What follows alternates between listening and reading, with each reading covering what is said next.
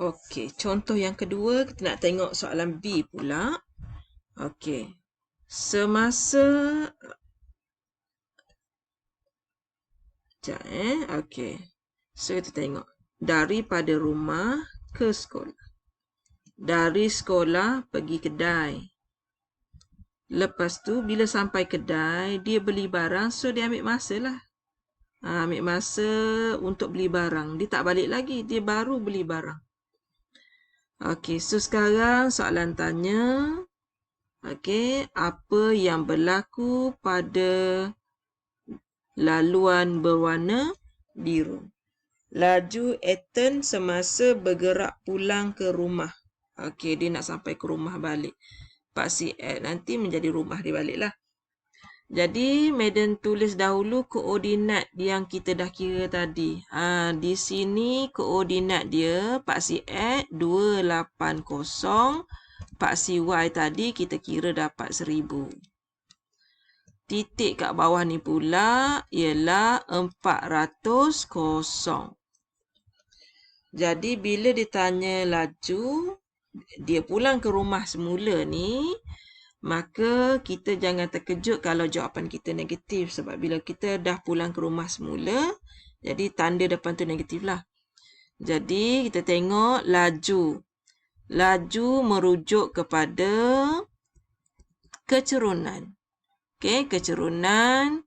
Madam buat 1000 tolak dengan kosong. Ini dalam unit meter per dengan 280 tolak dengan 400 ni dalam unit saat. Jadi, Madam akan dapat 1000 per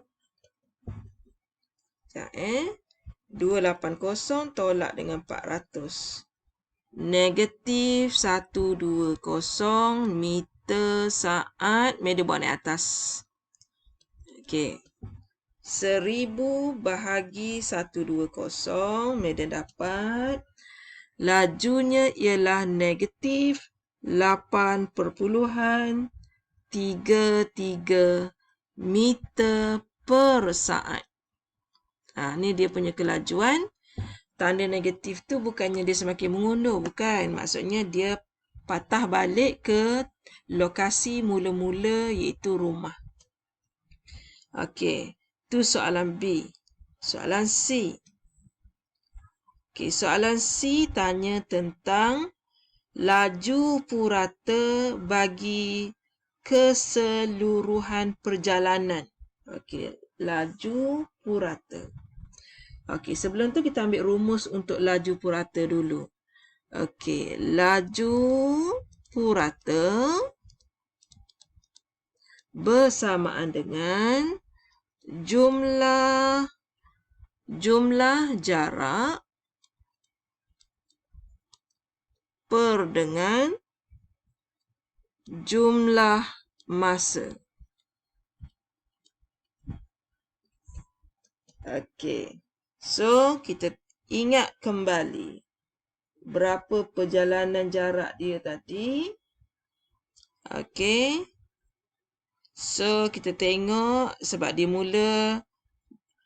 mula menunggang basikal daripada sekolah. Jadi, kalau daripada sekolah, maksudnya dia bukan bermula pada rumah. Sebab daripada rumah ke sekolah, lepas tu daripada sekolah, balik sekolah, dia pergi kedai. Kesnya begitu. Jadi, jumlah jarak yang dia lalui, yang pertama, yang warna merah ni, ni jarak yang pertama tadi. Kat sini tadi 1000. Jarak di sini 600. Jadi sama dengan 600. Jarak yang kedua ni, walaupun nampak panjang, sebenarnya dia tambah dengan kosong. Jarak yang terakhir ni, walaupun kita nampak sengit, kita sebenarnya kena baca ni Pak CY. Iaitu, tadi 1000 ya. Okey, so tambah dengan 1000. Betulkan kosong cikgu tu ya.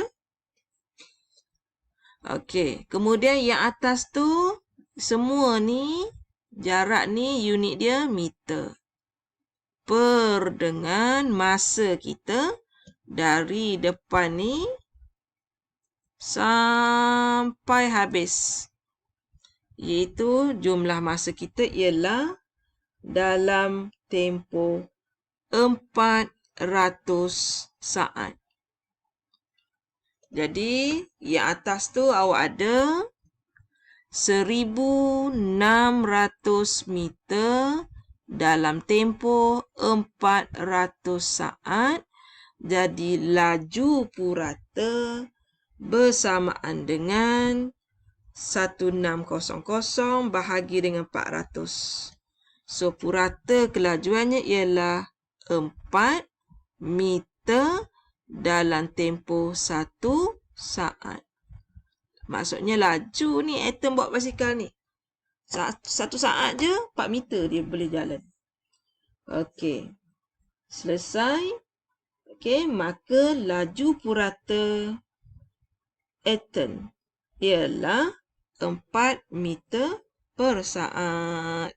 Itulah dia cara kita nak handle soalan yang melibatkan graf, jarak, masa. Sebab graf ada 2.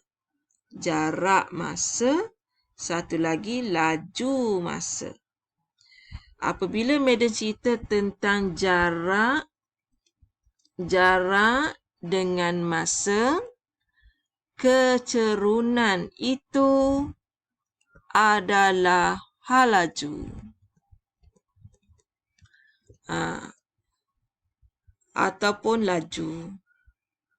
Tapi bila kita belajar paksi laju dengan masa, kecerunan merujuk kepada pecutan. Itu beza dia dalam fizik.